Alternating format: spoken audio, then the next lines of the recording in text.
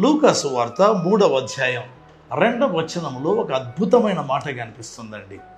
అన్నయు కయపయు ప్రధాన యాజకులుగాను ఉన్న కాలమున అరణ్యములో ఉన్న జకర్యా కుమారుడైన యోహాను నొద్దకు దేవుని వాక్యం వచ్చెను అని వ్రాయబడింది. చాలా వింతగా ఉంది కదా.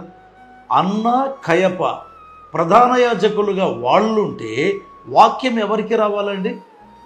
ప్రధాన యాజకులకు రావాలి కదా. ఎంత చక్కగా దేవుని వాక్యం చెప్తుంది.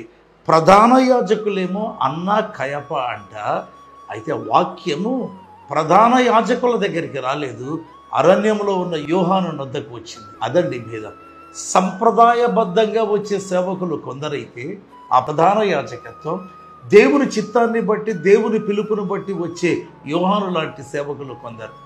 దేవుని పిలుపును బట్టి ఉండే సేవకుల వద్దకే దేవుని వాక్యం వస్తుంది. సంప్రదాయబద్ధంగా ఉన్నారే, మారు మనసు సందేశాలు ఉండవు.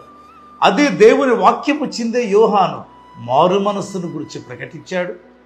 ఎన్ని వేల మందో లక్షల మందో ఇశ్రాయేలు దేశమంతటి నుంచి వచ్చి తమ పాపములు ఒప్పుకొని ప్రభు దగ్గర బాప్తిస్మం పొందినట్లుగా మనం చూడగలం. కనుక నీవు ఏ సేవకుని వాక్యం వింటున్నావు?